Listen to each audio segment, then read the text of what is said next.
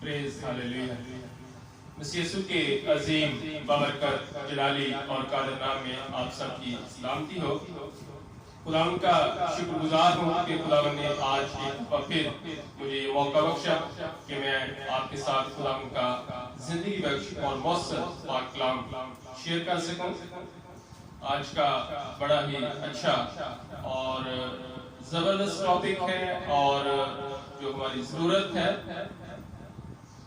आज का हमारा इन्वान है कि कलीसिया के fries, responsibilities, duties of the church. Church के क्या फ्राइज हैं और क्या एक चर्च को, एक कलीसिया को क्या करना चाहिए। मेरे साथ निकालें इमाल दूसरा बाब उसकी 43वीं आयत से 47वीं आयत तक पाक कलाम में यूं मरकूम है। और हर शख्स पर खौफ छा गया और बहुत से अजीब काम और निशान रसूलों के जरिए से जाहिर होते थे। और जो ईमान लाए वो सब एक जगह रहते थे और सब चीजों में शरीक थे और अपना माल और असबाब बेच कर हर एक की जरूरत के मुआफिक सबको बांट दिया करते थे। और हर रोज एक दिल होकर हैकल में जमा हुआ करते और घरों में रोटी तोड़कर खुशी और सादा दिली से खाना खाया करते थे और खुदा की हम करते और सब लोगों को अजीज थे। और जो निजात पाते थे उनको खुदावंद हर रोज उनमें मिला देता था। पाक कलाम का पढ़ा और सुना जाना हम सब के लिए बाइसे बरकत हो। आज हम जानेंगे और सीखेंगे कि बतौर कलीसिया हमारे फ्राइज क्या हैं। एक चर्च की जिम्मेदारी या फ्राइज क्या है या एक कलीसिया को क्या करना चाहिए। क्योंकि हकूक लेना सबका जी चाहता है और सब चाहते हैं कि ये मेरा राइट है, ये मेरा हक है, मुझे मेरा हक मिलना चाहिए। लेकिन याद रहे कि राइट्स के साथ, हक के साथ कुछ जिम्मेदारियां, कुछ फराइज भी होते हैं जो हमें निभाने पड़ते हैं, अदा करने पड़ते हैं। जहां हक है वहां फर्ज भी है, जहां राइट्स हैं वहां ड्यूटीज भी हैं, रिस्पॉन्सिबिलिटीज भी हैं, जिम्मेदारियां भी हैं। बतौर कलीसिया हमारे लिए ये जानना बहुत जरूरी है कि हमारे फ्राइज क्या हैं। बहुत ज्यादा हो सकते हैं और हैं भी, लेकिन मैंने कुछ पॉइंट्स जो हैं वो नोट डाउन किए हैं जो आज मैं आपके साथ शेयर करना चाहता हूं। पहला फर्ज कलीसिया का रफ़ाकत रखना, फेलोशिप या यगानगत। ईमान दूसरा बाब उसकी 42वीं आयत के मुताबिक, मैं रेफरेंस बताऊंगा लेकिन रीड नहीं करूंगा, वक्त को मद्देनजर रखते हुए आपको रेफरेंस बताऊंगा, आप खुद रीड कर सकते हैं। कलीसिया का सबसे जो पहला फर्ज है वो है रफ़ाकत रखना, फेलोशिप रखना, मेल मिलाप रखना, यगानगत रखना। याद रहे कि चर्च किसी बिल्डिंग का नाम नहीं है। चर्च या कलीसिया ईमानदारों की जमायत का नाम है,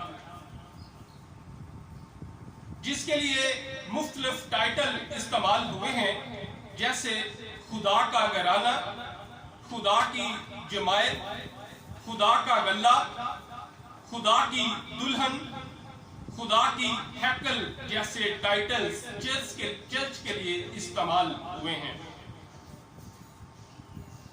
क्योंकि जहां मैंने ये बयान किया है कि चर्च किसी बिल्डिंग का नाम नहीं है, बहुत दफा शायद हम ख्याल करते हैं कि किसी बिल्डिंग को चर्च कहा जाता है। चर्च बिल्डिंग का नाम नहीं है, चर्च ईमानदारों की जमायत का नाम है, जहां कुछ लोग मिलकर उसकी इबादत करते हैं, उसकी रियाजत करते हैं, उसकी हमदो सना करते हैं, उसके हजूर में झुकते हैं, दुआएं करते हैं, कलाम पढ़ते हैं, सीखते हैं, सिखाते हैं, उसको चर्च कहा जाता है। जहां मैंने जिक्र किया है कि ईमानदारों की जमायत का नाम कलीसिया है, तो फिर बहुत जरूरी है कि ये ईमानदारों की जमायत जो है ये आपस में रफाकत रखे।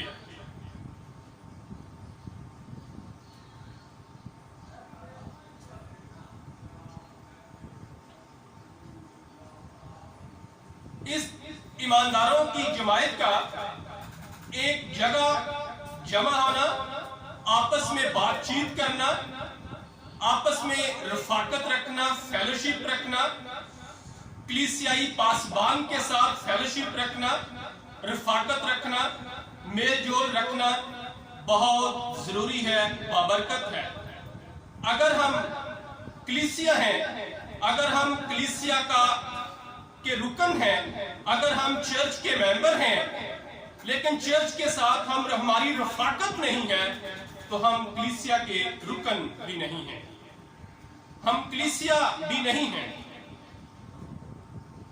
बहुत पुरानी एक कहावत है कि कोलों की एक अंगीठी को, अंगीठी के अंदर कोले रखकर उसको जलाया जाए तो वो सब दहकते हैं, जलते हैं, लेकिन जो ही आप उन कोलों की जो अंगीठी है उसमें से एक कोला निकालकर आप बाहर रखेंगे तो आहिस्ता आहिस्ता उसमें रोशनी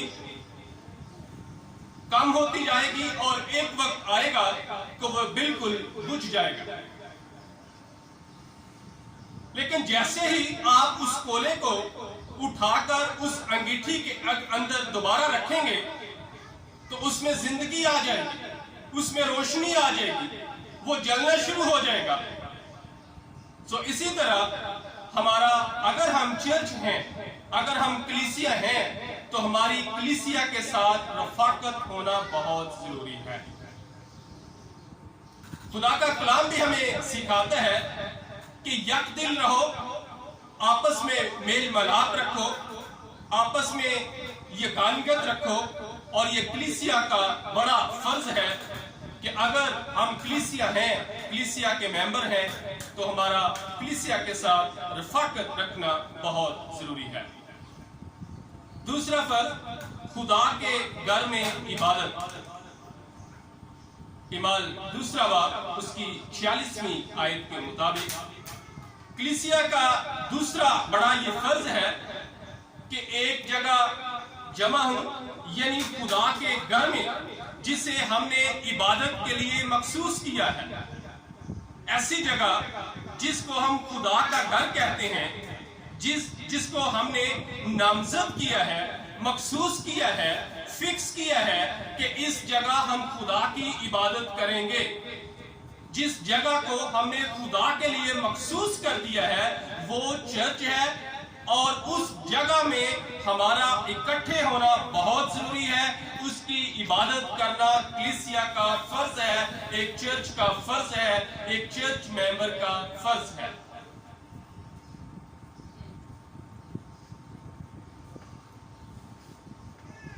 वो कलीसिया नहीं हो सकती है जो मखसूस की हुई जगह में इकट्ठी नहीं होती है, इज्तिमाई इबादत नहीं करती है। कलीसिया के साथ मिलकर जिस जगह को हमने खुदा के लिए फिक्स किया है उसमें सब के साथ मिलकर इबादत नहीं करती है, वो कलीसिया नहीं हो सकती है।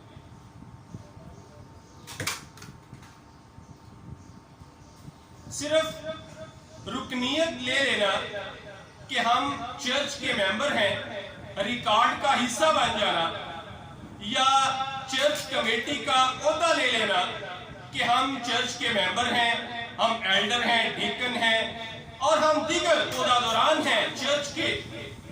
लेकिन अगर आप खुदा के घर में इबादत के लिए नहीं आते हैं तो फिर आपकी उस रुकनीयत का, उस ओहदे का कोई फायदा नहीं है।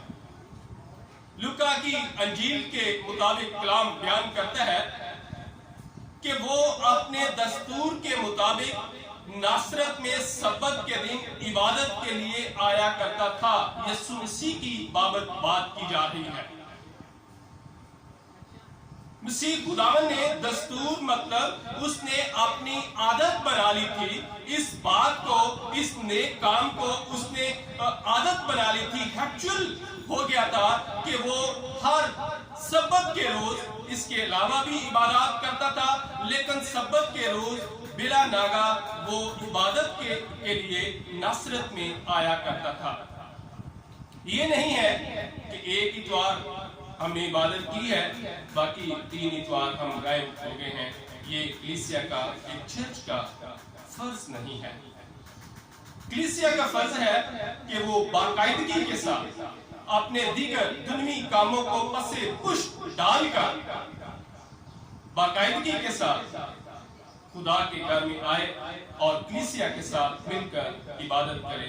खुदा के घर में इकट्ठे होना और कलीसियाई इबादत करना, इज्तिमाई इबादत करना कलीसिया का, एक चर्च का की जिम्मेदारी है और फर्ज है। तीसरी बात, घरों में इबादत। इमाल 5वां बाब उसकी 42वीं आयत, इमाल 12वां बाब उसकी 12वीं आयत, 20वां बाब उसकी 20वीं आयत। ये 3 रेफरेंस हैं जहां हमें ये बात मिल सकती है। घरों में इबादत। इब्तदाई कलीसिया एक दूसरे के घरों में जाते थे, एक दूसरे के घरों में इबादत का इनेकाद करते थे और एक दूसरे के लिए दुआएं करते थे, बरकत चाहते थे। और ये हमारा फर्ज है कि हम घरों में, जहां हम खुदा के घर में इबादत करते हैं, हम अपने अपने घरों में भी इबादत का इनेकाद करें और एक दूसरे के लिए बरकत चाहें। ये कलीसिया की अगापे मोहब्बत, भाईचारा, मेल मिलाप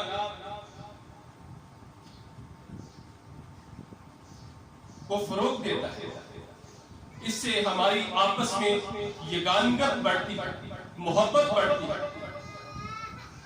सो बहुत जरूरी है कि हम एक दूसरे में भी इबादत, एक दूसरे के घरों में इबादत को मामूल बनाएं, अपनी आदत बनाएं। मुकद्दसीन की इज्जत। पहला तीमुथियुस उसका 5वां बाब उसकी 17वीं आयत, इब्रानियों 13वां बाब उसकी 17वीं आयत। मुकद्दसीन की इज्जत करना कलीसिया का फर्ज है, एक चर्च का फर्ज है। कलाम बयान करता है कि जो बुजुर्ग कलीसियाई इंतजामात करते हैं, जो इबादती अमूर में हमारे लिए बरकत का वसीला है, जैसे एल्डर्स हैं, डीकन्स हैं, मुबशर हैं, खजानची हैं, मीटिंग प्रिजाइड करने वाले हैं, म्यूजिशियन हैं जो हमारे लिए गाते हैं, बजाते हैं, इनकी इज्जत की जाए। और खासकर खादमीन की, जो कलाम सुनाते हैं, जो तालीम देते हैं, आपके लिए जागते हैं, मेहनत करते हैं, दो चंद इज्जत के लायक समझे जाए।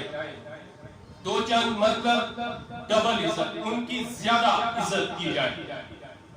माँ बाप की इज्जत का क्या हुक्म है कि तू अपने बाप की और अपनी माँ की इज्जत कर। बहुत अच्छी बात है, करनी चाहिए, कलाम के मुताबिक है। लेकिन कलाम ये बयान करता है कि जो तुझे तालीम देते हैं, जो सिखाते हैं, जो मेरा कलाम, जब मेरे मुंह की बातें आप तक पहुंचाते हैं, आपकी बरकत का वसीला है, आपके लिए जागते हैं, दुआएं करते हैं, मेहनत करते हैं, वो ज्यादा इज्जत के हकदार हैं, उनकी इज्जत की जाए। और ये खुदा का हुक्म है, ये अरशाद आजम है, पेशवाओं की फरमाबरदारी की जाए, ताबियादारी की जाए।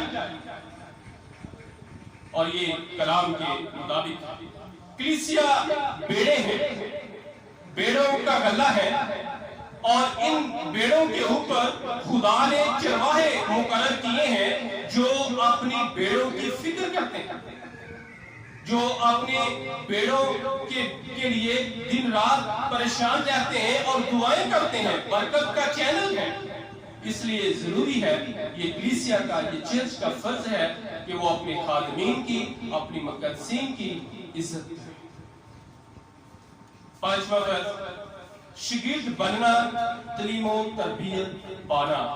कलीसिया का फर्ज है कि वो सीखे, उनके अंदर सीखने की स्पिरिट हो, उनके अंदर सीखने का जज्बा हो,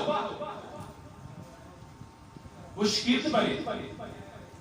मत्ती रसूल की मार्फत लिखी गई अंजील, उसका 28वां बाब, उसकी 20वीं आयत, ईमाल दूसरा बाब, उसकी 42वीं आयत के मुताबिक शागिर्द बनना, शागिर्द बनाना, तालीम पाना, तालीम देना, ये अरशाद आज़म है, ये कलाम के मुताबिक कलीसिया की ये जिम्मेदारी है, कलीसिया का ये फर्ज है कि वो शागिर्द बने और शागिर्द बनाए। 4 साल का बच्चा यूनिवर्सिटी या कॉलेज नहीं चला जाता है, क्लासरूम में बैठे बैठे कोई उस्ताद नहीं बन जाता है। थ्योरी लेना पड़ती है, प्रैक्टिकल करना पड़ता है, सीखना पड़ता है, फिर कहीं जाकर सिखाने के काबिल बनता है।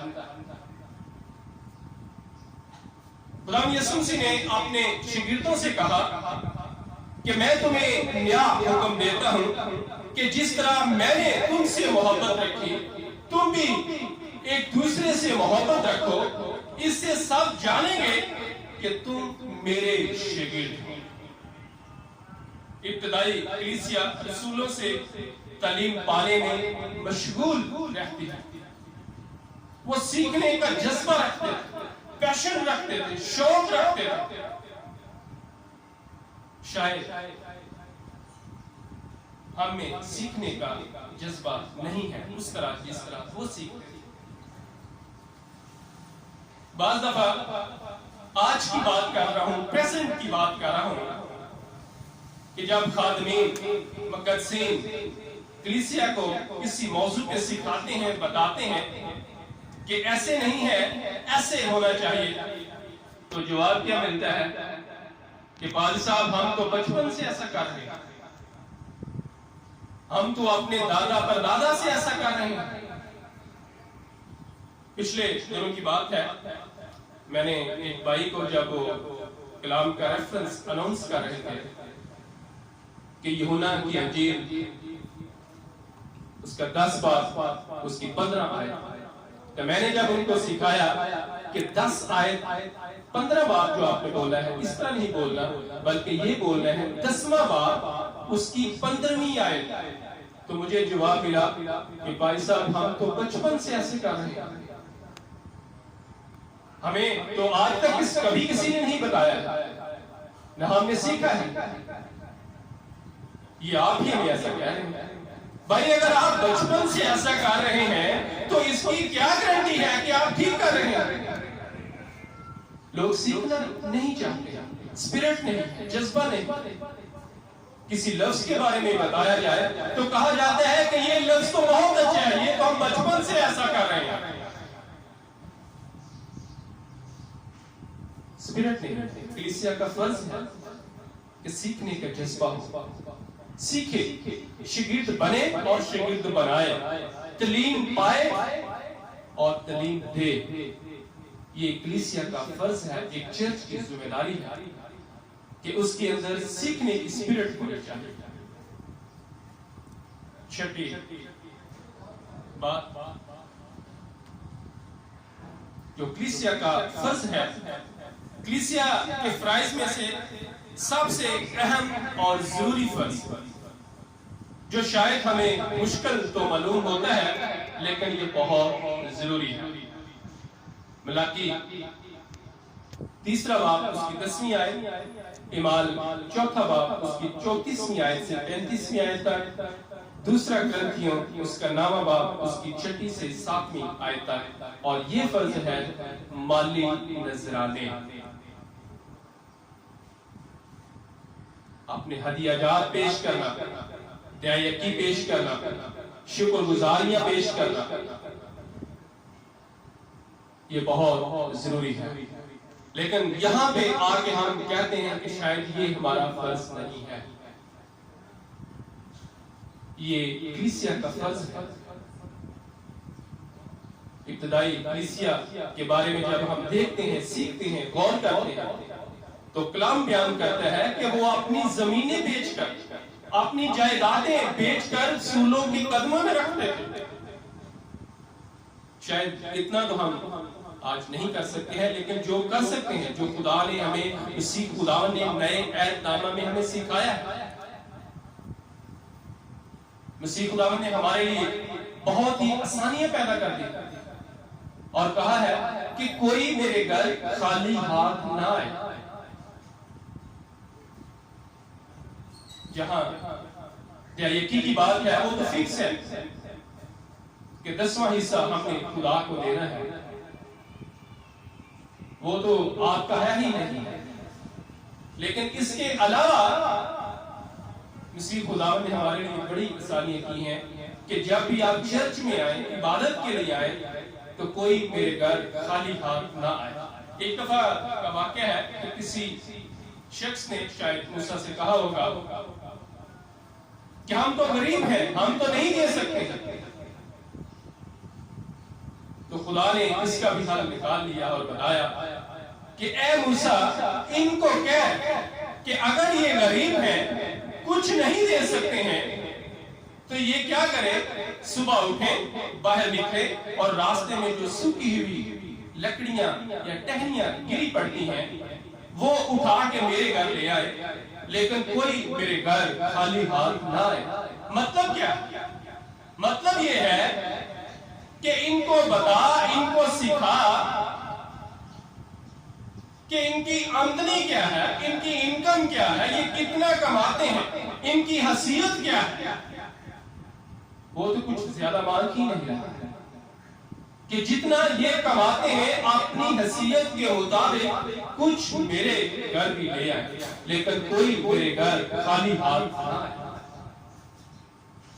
पौलुस रसूल कुरिन्थियों की कलीसिया को खत लिखते हुए कहता है कि मुझे आकर तुम्हें ये ना बताना पड़े, ये ना सिखाना पड़े कि हदिये लाओ, चंदे लाओ, बल्कि क्या किया करो कि पूरे हफ्ते में आप जमा कर दिया। मिसाल के तौर पर अगर एक इंसान डेली का 500 रुपया कमाता है कि उसको चाहिए कि वो 50 रुपए रख छोड़े, 6 दिन इसी तरह करे और 7वें दिन जब गुलाम के घर में सब्बत के रोज उसके घर में जाए तो वो ले आए और खाली हाथ ना जाए। खुदा का पाक कलाम हमें सिखाता है, बताता है कि कोई मेरे घर खाली हाथ ना आए। जो थोड़ा बोलता है थोड़ा काटेगा, और जो ज्यादा बोलता है, बहुत बोलता है, वो बहुत काटेगा। खुदा खुशी से देने वाले को अजीज रखता है। और मैं ये बताता चलूं कि आपका देना रायगा नहीं है, बेकार नहीं है। वो कहता है इसी से मेरा इम्तिहान करके देखो कि मैं तुम पर आसमान से बरकत को बरसाता हूं कि नहीं। तो यहां तक चैलेंज करता है। तो मेरे अजीजों, ये बहुत जरूरी है, ये कलीसिया का फर्ज है, चर्च का फर्ज है। खुदा हमारी जिंदगी में, ये तो कलीसिया कहती है कि खुदा ने हमें बड़ी नेमतों से नवाजा हुआ है। खुदा जिंदगियों में मोजज़ात भी करता है, शुक्रगुजारियों के जवाब भी पैदा करता है। तो उसका हम क्या करते हैं? हम अपने घरों में ही खाने बनाते हैं, अजीज दोस्तों को बुलाते हैं और कहते हैं, इसको नाम क्या देते हैं कि हम तो खुदावंद की शुक्रगुजारी कर रहे हैं। लेकिन ये शुक्रगुजारी नहीं है, ये ज़ियाफत है जो आप अपने अजीज दोस्तों के साथ मिल बैठ के खाना खाते हैं। ये शुक्रगुजारी नहीं है। वो कहता है मेरे घर में कोई खाली हाथ न आए, हदिये नजराने लाए, शुक्रगुजारियां मेरे घर में लेके आओ। खादमीन की, मुकद्दसीन की इज्जत करो, ताजीम करो रुपए पैसे के साथ। ये खुदावंद का हुक्म है। चौथा, स्लीप उठाना और मसीह के पीछे चलना। मत्ती रसूल की अंजील उसका 16वां बाब उसकी 24वीं आयत। खुदावंद यीशु मसीह ने अपने हवारियों से, अपने प्यारों से, अपने शिगिर्दों से कहा कि अगर कोई मेरे पीछे चलना चाहे तो क्या करे? अपनी खुदी से इनकार करे और अपनी स्लीप उठाए और मेरे पीछे बोले। खुदी से इनकार करे, अपने जो दुनियावी ख्वाहिशात हैं, अपने जो दुनियावी काम है, उनको खत्म करना होगा और अपनी स्लीप उठाए और मेरे पीछे बोले। मतलब क्या है कि फिर जीना भी मेरे संग है और मरना भी मेरे संग है। गो ये इतना आसान नहीं है, ये मुश्किल है। खुदा के साथ चलने में दुश्वारियां हैं। ये रास्ता दुखों का रास्ता है, ये रास्ता तकलीफों का रास्ता है, ये बड़ा सुबड़ा हुआ रास्ता है, ये तंग दरवाजा है, ये आसान नहीं है। लेकिन इसके साथ एक बड़ी तसल्ली भी हो देता है कि जो जान देने तक वफादार रहेगा वो जिंदगी का ताज पाएगा।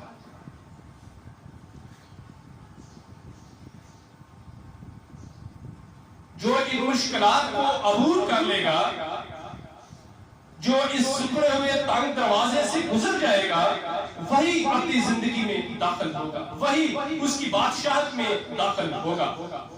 हमारे लिए तो शायद 2 घंटे बैठना बड़ा मुश्किल लगता है, कोई मुश्किल है।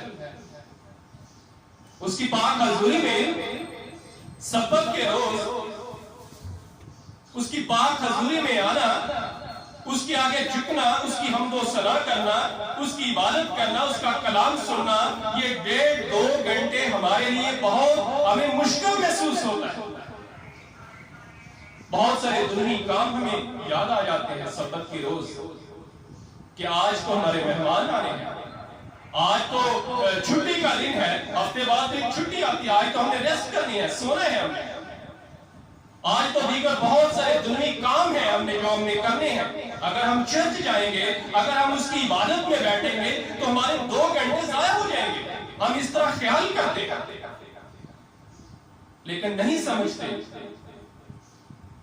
कि ये 2 घंटे हमारी जिंदगी में कितनी बरकत का वसीला है। ये 2 घंटे हमारा उसके आगे झुकना, उसकी इबादत करना, उसकी रियासत करना किस कदर बाबरकत है। यही हमारी बरकत का चैनल है, यही हमारी बरकत का वसीला है, यही हमारी खुशहाली का, यही हमारी शादवानी का वसीला है। शायद हम ख्याल नहीं करते हैं, सोचते नहीं, लेकिन ये बहुत जरूरी है, ये फर्ज है कि मसीह के पीछे चलें, हम अपनी स्लीप उठाएं और उसके पीछे बोलें और वफादारी के साथ, ईमानदारी के साथ, दिलजमाई के साथ, जाफशानी के साथ, रूह और सच्चाई के साथ उसके साथ जाएं। यही हमारी खुशहाली का राज है, यही हमें हमेशा अपनी जिंदगी में लेकर जा सकता है। दुनिया काम हमें उसकी बादशाहत में दाखिल नहीं कर सकते। ये दुनिया के काम है और ये दुनिया में ही रह जाएंगे। ये दुनिया बहुत आरज़ी है और फानी है, ये खत्म हो जाएगी। हम यहाँ पे मेहमान हैं, हमारा जो अब्दी घर है हमने उसकी तैयारी करनी है। और वो कैसे करेंगे? वो उसी तरह होगी जब हम मसीह के साथ चलने का अहद करेंगे, अपनी सलीब उठाएंगे और उसके पीछे बोलेंगे। और ये कलीसिया का फर्ज है, ये एक चर्च की जिम्मेदारी है। आठवीं और आखिरी बात जो हमारा फर्ज है, खुदा को जलाल देना, खुदा का जलाल जाहिर करना। मत्ती रसूल की अंजील उसका 5वां बाब उसकी 16वीं आयत, पहला ग्रंथियों उसका 6वां बाब उसकी 20वीं आयत, दूसरा ग्रंथियों उसका 12वां बाब उसकी 9वीं और 10वीं आयत। खुदा का जलाल जाहिर करना कलीसिया का फर्ज है, एक चर्च की जिम्मेदारी है कि वो खुदा का जलाल जाहिर करे। जलाल का मतलब क्या है? जलाल की जो मीनिंग है वो मतलब है कि शान और शौकत, इज्जत और एहतराम, बुजुर्गी, अजमत, तारीफ और दीगर इस तरह के अल्फाज। लफ्ज जलाल को कलामे मुकद्दस में सब के सब हवालों में खुदा के लिए मखसूस किया गया है। पौलुस रसूल लिखता है, कहता है कि मुझे अपनी कमजोरी पर भी फख्र, जब मैं कमजोर होता हूं उसी वक्त मैं जोरावर होता हूं। मैं तंगदस्ती में, हालात में, सताए जाने में भी खुश हूं।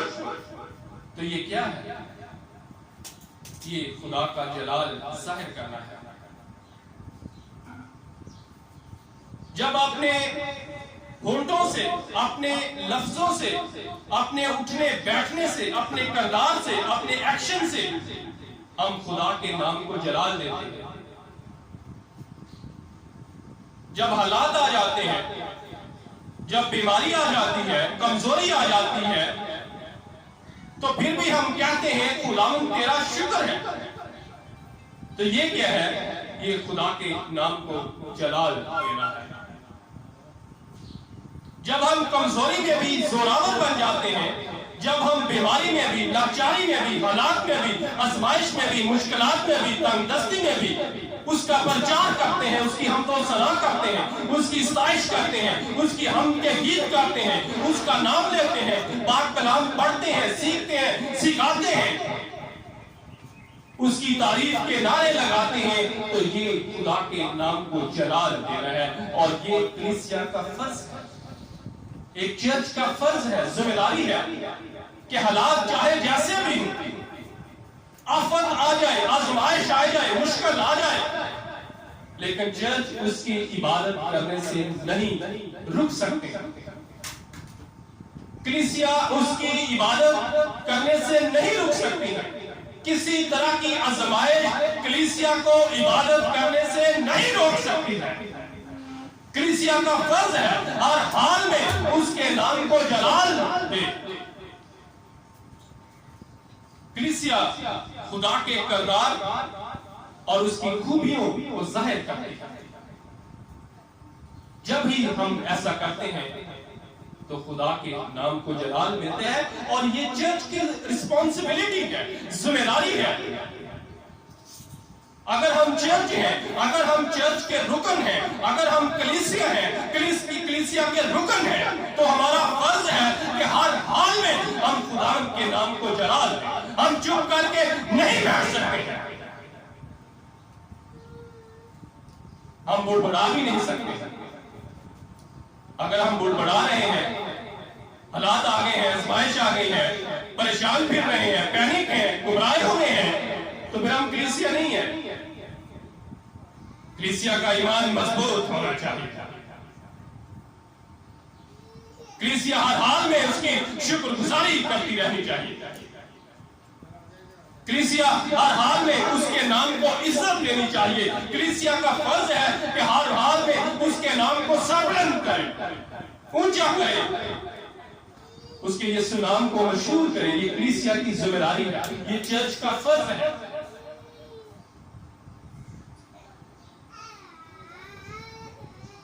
अगर कलीसिया खुदा के जलाल के लिए काम नहीं कर रही है तो मैं कहूंगा कि वो कलीसिया ठीक तौर से अपने फराइज सरंजाम नहीं दे रही है। मैं कहूंगा कि वो कलीसिया खुदा के लिए काम नहीं कर रही है, वो कलीसिया अपनी इज्जत के लिए काम कर रही है। बहुत ज्यादा लोग ऐसे भी होते हैं जिनको शौक होता है कि कलीसिया के अंदर, चर्च के अंदर हमारा नाम लिया जाए, हमारी तस्वीर आए, पहली लाइन में हम खड़े हों, हमारे हाथ में माइक हो और पूरे चर्च के अंदर हमारा नाम ही जपता जाए, लोग नाम ले हमारा। लेकिन मेरे अजीजों, ये कलीसिया का फर्ज नहीं है। ये खुदा के नाम को जलाल देना नहीं है कि अगर हम अपनी इज्जत चाहते हैं,